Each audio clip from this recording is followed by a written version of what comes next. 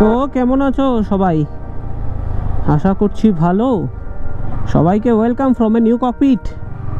ওই ককপিট মানে এটা আর কি, আমরা যারা মোটরসাইকেল চালাই তাদের জন্য তো মোটরসাইকেলই এরোপ্লেন, তাই ককপিট ককপিট তাই ককপিট বললাম। আচ্ছা যাক, এখন তো যাচ্ছি। কোথায় যাচ্ছি মনে করলাম একটা সকালবেলা, আজকে অফ ডে আছে সানডে, একটা রিভিউ ভিডিও বানাই। তো রিভিউ ভিডিওর জন্য বেরিয়ে পড়েছি।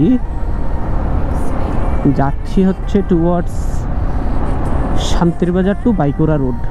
সেখানে বাইক ওয়াশ করাবো, ওয়াশ করিয়ে নতুন করে তারপর তোমাদেরকে রিভিউ ভিডিও দেবো, ইউজার রিভিউ ভিডিও।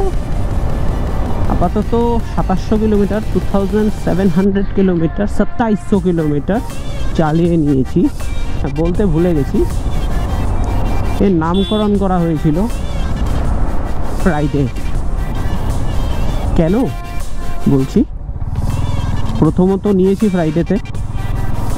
সেকেন্ড, আমি আয়রন ম্যানের বিশাল ফ্যান। তো আয়রন ম্যানের খুব কাঠের একটা রোবট ছিল ফ্রাইডে। এটাকেও দেখতে অনেকটা ওই ট্রান্সফরমারের মতো সামনের জায়গাটা, তাই ওই সব কিছু মিলিয়ে নামকরণটা করা হয়েছে ফ্রাইডে। তো চলো ফ্রাইডেকে আগে ওয়াশ করিয়ে নিই। এই কথা বলতে বলতে তোমাদেরকে ওয়েলকাম জানানোই হয়নি। So hello everyone, this is Abhishek, welcome back to the channel any day. কেমন আছো সবাই? শুরু করছি আজকের ব্লগ। জয় রাম।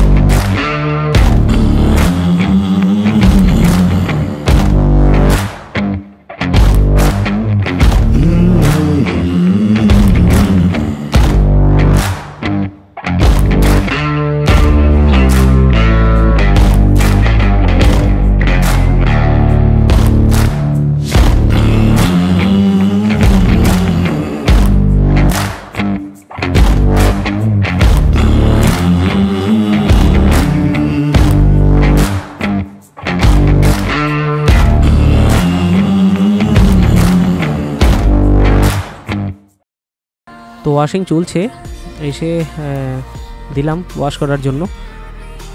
এটা আমাদের শান্তিবাজার থেকে বাইকুড়া যাওয়ার রোডটাই। সো এবার আসি মেইন পয়েন্টে। আমি MT-15 কেন বাই করেছি বাই রিপ্লেসিং FZ25। একটা 250 সিসির বাইক সেল করে আমি 150 সিসিতে কেন গেলাম? মানুষ আপগ্রেড করে, আমার হিসেবে আমিও আপগ্রেড করেছি। এটা ডাউনগ্রেড নয়, তোমরা সিসি হিসেবে দেখবে না। ফার্স্ট রিজন, দেখো আমাদের এখানে যেমনটা রোড, তো একটা 250 সিসিকে পুরোপুরি ইউটিলাইজ করার মতো রোড কিন্তু আমাদের এখানে নেই। যদি ইউটিলাইজ করতে হয় তুমি ফাস্ট চালাতে হবে, তোমার স্কিল তেমন লাগবে, তোমার ফাস্ট চালাতে হবে। আমি ফাস্ট চালানোর কথা কিন্তু ছাপরি স্টাইল, আমি ফার্স্ট চালানোর কথা কিন্তু ছাপরি স্টাইল বলছি না, ওদের মতো না। মানে নিয়মের মধ্যে থেকে তোমরা অ্যাক্সেলারেশন এনজয় করতে হবে। তো আমাদের এখানে এমন রোড নেই যে আমি অ্যাবভ 90 অ্যাক্সেলারেশন করে চালাবো, আর আমার কাছে ব্যক্তিগতভাবে ওই স্পিডটা কমফোর্টেবলও লাগে না। আমাদের এখানে 70-75 ইজ এনাফ আমাদের এখানে। তো কখন মানুষ চলে আসবে, ছাগল চলে আসবে, কুকুর চলে আসবে, গরু চলে আসবে বলা যায় না। তো তাই জন্য আমি কন্ট্রোল করতে পারি, কন্ট্রোলেবল স্পিড 70 থেকে 85। এটা হচ্ছে আমাদের, এটা শুধু আমাদের না, আমি নর্থ ইস্টকে বলছি, 85% নর্থ ইস্টে এমনটাই রাইড হয়। যেটার জন্য FZ25 পুরোপুরি ইউটিলাইজ আমি করতে পারছিলাম না, সেটার জন্য আমি MT-15-এ গেলাম। সেকেন্ড অপশন, আমি যখন লং ট্যুরে যাব তখন আমার 6th গিয়ার নিড হয় ভাই, এটা হয়, এটা তুমি যত বলবে এটা হয়। 6 গিয়ারের জন্য আমি MT-15 চুজ করেছি। থার্ড, আমার FZ25-এর সিটিং পশ্চার দুর্দান্ত ছিল, তার থেকেও দুর্দান্ত হচ্ছে MT-15-এর সিটিং পশ্চার। যেটা তোমরা ভিডিওর মধ্যে দেখেছো যে অসম্ভব আপরাইট একটা পজিশন, কিন্তু হ্যান্ডেলিং FZ25 থেকেও অনেক ভালো, আই মিন ইট, অনেক ভালো। এবার আসছি সিট কমফর্টের কথা। দেখো এখানে দুটো রকমের প্রবলেম হয়। যাদের কোমরে ব্যথা হয় বাইক চালালে, তারা কোনো রকমের বাইক চালিয়ে ভাই শান্তি পাবে না। যাদের এখন অবধি ফর্চুনেটলি এমন কিছু হয়নি, তাদের জন্য বলছি MT-15 অনেকে বলছে হার্ড সিট। তুমি যদি ডেলি তোমার কমিউটিং হয় 30, 35, 40, একটা সময় পরে সেটা অভ্যাস হয়ে যাবে। আর অ্যাবাভ 40 গেলে hard seat is good for long rides. হ্যাঁ, হার্ড সিট কিন্তু তোমার কোমরের জন্য ভালো। আর সাসপেনশন সামনেরটা ঠিক আছে, পেছনেরটা হালকা স্টিফ, সেটা সময়ের সাথে অ্যাডজাস্ট হয়ে যাবে। আর সিটিং পশ্চারের জন্য আমি একদম আপরাইট, আমার হ্যান্ডেল আমার একদম ঝুঁকতে হচ্ছে না বা পুরোপুরি সোজাও হয়ে বসতে হচ্ছে না, একদম একটু কন্ট্যাক্ট টাইপের একটা সিটিং পশ্চার, যেটার জন্য বাইকটা কিন্তু চালাতে খুব মজা পাওয়া যায়। তাই জন্য MT-15 নেয়া। আর আরেকটা কারণ হচ্ছে ইয়ামাহার রিলায়েবল ইঞ্জিন। আমি আগে ইয়ামাহা ইউজ করেছি, তাই ইয়ামাহা ছেড়ে অন্য কোনো দিকে যেতে আমার ইচ্ছে করেনি। That is Y I have taken MT-15। আরেকটা আছে, অনেকে বলছিলে যে পিলিয়ন সিট কেমন। দেখো পিলিয়ন আমার জন্য বেশি একটা ইস্যু না, বিকজ আমি 95% of the time solo ride করি। আমার বাইকের পেছনে কেউ বসে না, আমি সোলো রাইড করি। আমি 6 গিয়ার আছি, এখন দেখো 53-তে চলছি। আমাদের এখানে সিটি বলতে কি এত বেশি ট্রাফিক থাকেও না। 4th গিয়ারে থেকেও যদি তুমি, হ্যাঁ তবে কথা আছে, এখানে বেশি ট্রাফিক থাকলে, বারবার গিয়ার চেঞ্জ হলে, স্পিড বেশি কমলে বাড়ালে, তাহলে কিন্তু তুমি ওই মাইলেজটা পাবে না। কিন্তু চোখ বন্ধ করে 50 কিন্তু পেয়ে যাবে। আমি 50-এর নিচে কখনো পাইনি বাইকে, যদিও আমি বেশি হার্শ রাইড করি না। চলো তোমাদেরকে একটু ভিভিএটা দেখাই। এখন 53-তে আছে, এখান থেকে ফুল আপ করলাম, এখন 5000 RPM-এ আছে। আমি যদি একটু টাক ইন করি, একটু হেড ডাউন করি, তাহলে 85 প্লাস করলে 7000 RPM ক্রস করলে কিন্তু এই দেখো ভিভি অ্যাক্টিভেট হয়ে গেছে। বাইক পুরো খোলা, পুরো ছুটছে, অ্যামেজিং স্মুথ। এখন পর্যন্ত কোনো ভাইব্রেশনের কোনো সিমটম নেই, ভাইব্রেশনের কিচ্ছু নেই। 114 ক্রস করে নিচ্ছে, 117, 118, 119,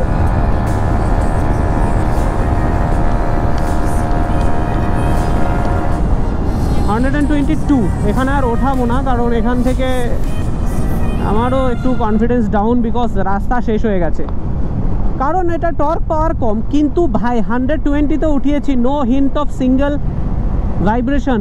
বাজিনেস হালকা আছে, সেটা কিন্তু ভাইব্রেশন না। তার জন্য বাইকটা আরেকটা কারণে নেওয়া। আমি কিন্তু কোনো গ্যাজেট ছাড়া স্পিডটা উঠিয়েছি, তোমরা কখনো ট্রাই করবে না। জাস্ট দেখানোর জন্য আমি করেছি, আমি এভাবে রাইড করি না, একদম করি না রাইড। তো যেহেতু সোলো রাইড করি, আমার পেছনের কথা চিন্তা করে লাভ নেই, সেই জন্য আমার একটা কম্প্যাক্ট বাইক লাগবে। যেহেতু 70% অফ দ্য টাইম আমি সিটিতে আপ ডাউন করবো, কমিউটিংয়ের জন্য আমার কম্প্যাক্ট বাইক লাগবে, কম্প্যাক্ট নিয়েছি। আর হাইওয়ে রাইডের জন্য এনাফ পাওয়ার আছে, 6 গিয়ার আছে, যতটুকু দরকার তার থেকে বেশি তুমি পেয়ে যাবে। এবার আসছি আরেকটা ইউএসপিতে কেন নিয়েছি, সেটা হচ্ছে দ্য ইমপ্রেসিভ মাইলেজ। ধরো তোমরা বাইক চালাচ্ছ, তোমরা বাইক চালানোর সময় কি হয়, সিটিতে কি হয় যে তোমরা 40-50-র বেশি যেতে পারবে না। তো এটাতে ভালো জিনিস কি দিয়েছে, মানে তুমি 6th গিয়ারে থেকে তুমি ধরো 50-তে চালাচ্ছ, মানে মিনিমাম স্পিডে 6 গিয়ারে তুমি চালাচ্ছ। আমার আস্তে যাওয়ার দরকার, আমি আস্তে যাচ্ছি, সেখানে তুমি মাইলেজটা বেশি পেয়ে যাবে। 6 গিয়ারে থেকে যদি তুমি কন্টিনিউয়াসলি 45-50-তে চালাও, তাহলে তুমি নিয়ার অ্যাবাউট 40, 57, 55-এর মতো মাইলেজ পেয়ে যাবে তুমি আরামসে। আমি পেয়েছি কিন্তু। আর এবার ধরো তোমার হাইওয়েতে তোমার খুব স্পিডে যাওয়ার দরকার, তুমি ধরো 100-110-এ ক্রুজ করতে চাইছো, তাহলেও কিন্তু আরামসে 6 গিয়ারে রেখে হয়ে যাবে। এবার আসছি এতদিন চালিয়ে আমার কি বাজে জিনিস বা কি ভালো লাগেনি বাইকটিতে, সেটা সম্পর্কে। দেখো সবাই পিলিয়নের কথা বলে, আমিও পিলিয়নের কথা বলি না, কারণ আমার দরকার নেই তাই বলি না। কিন্তু যাদের জন্য পিলিয়নটা ইম্পর্টেন্ট, তারা কিন্তু এই সিটের মধ্যে পিলিয়ন বসিয়ে অনেক দূর পর্যন্ত রাইড করতে পারবে না। তোমাদের কাছে মনে হবে বাইক পাওয়ার ল্যাক করছে, বাইকের মধ্যে পাওয়ার একটু কম তোমার কাছে মনে হবে, কিন্তু তবে কম্পারেটিভলি অন্য 150 থেকে কিন্তু অনেক বেটার। সেটা বলছি না, কিন্তু কম্পারেটিভলি আমি অন্য বাইক থেকে যেহেতু 250 সিসি থেকে এসেছি, সেটা আমার বেশি পরিমাণ ফিল হয়েছে। যাক, এই হচ্ছে কথা। আর এখন পর্যন্ত আমি কি কি জিনিস লাগিয়েছি বাইকের মধ্যে, এক্সট্রা কিচ্ছু লাগাইনি, জাস্ট এটা লাগিয়েছি পিলিয়নের ইয়েতে একটু সাপোর্ট পাওয়ার জন্য। আর আরেকটা হচ্ছে আমি লং রাইড করি, তো এখানে যাতে লাগেজ বসাতে পারি, কিন্তু আমার এটাতেই হয়ে যায়। এটা কিন্তু বিশাল সিট, যে বসবে তার জন্য কিন্তু যথেষ্ট জায়গা আছে, সেটা নিয়ে কোনো প্রবলেম নেই। সো এই হচ্ছে টোটাল কথা। আমার মানে এই জন্য আমি MT-15 নিয়েছি। আর এতটুকুই আমার এক্সপিরিয়েন্স। যখন VVA অ্যাক্টিভেট হয় বাইকের মধ্যে, মনে হয় যেমন আলাদা একটা পুশ করছে। 7000 RPM এর পরে VVA অ্যাক্টিভেট হলে মনে হচ্ছে বাইক একটা পুশ পায়।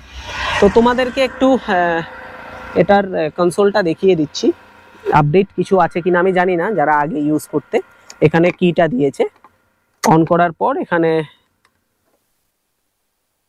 এই জিনিসটা আসছে। এখানে হচ্ছে দেখো, দেখাতে পারছি কিনা জানি না, 6.1 পাচ্ছি এখন মাইলেজ। ঠিক আছে, আমি যদি এটাকে চেঞ্জ করি তাহলে এভারেজ স্পিড 37, সেটা তো ইয়ে না।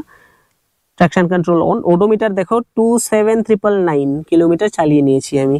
ঠিক আছে, তো ট্রিপ টু 91.5 কিলোমিটার চালিয়েছি, সেটারই মাইলেজ দেখাচ্ছিল 56.1। ঠিক আছে, এটা হচ্ছে অয়েল গেজ, এটা হচ্ছে স্পিডোমিটার, এটা গিয়ার পজিশন ইন্ডিকেটর। আর এখানে ঘড়ি দেখা যায়, কোথায় কে জানে, আমার দরকারও পড়ে না, আমি দেখিও না। এটা 1:45, এখানে ঘড়ি দেখা যাচ্ছে, ঘড়ির সময় অন্যগুলো আসবে না আর কি। তো এই হচ্ছে টোটাল ব্যাপারটা। আর অন করলে তো জানোই এখানে DRL জ্বলে। আর এই হচ্ছে ওনার নাম, ফ্রাইডে। আরো নেক্সট ভিডিও আসবে। যারা যারা নিতে চাইছো তাদেরকে বলছি, আমার এখানে আমার অন রোড প্রাইস পড়েছে 2,08,000 টাকা। এখন বিভিন্ন স্টেট বা বিভিন্ন সিটিতে সেটা ভ্যারি করতে পারে। তো এটাই কমপ্লিট রিভিউ যতটুকু দিলাম। আশা করি তোমাদেরকে ভালো কোনো কিছু দেখাতে পেরেছি। যদি ভালো লেগে থাকে তাহলে আমার চ্যানেলটিকে সাবস্ক্রাইব করে দিও, আর পাশে থাকা বেল আইকন প্রেস করে দেবে, যাতে করে নতুন ভিডিও নোটিফিকেশন তোমাদের কাছে পৌঁছে যায়। তো ততক্ষণের জন্য বিদায় নিচ্ছি তোমাদের থেকে। ভালো থাকবে, সুস্থ থাকবে। জয় রাম।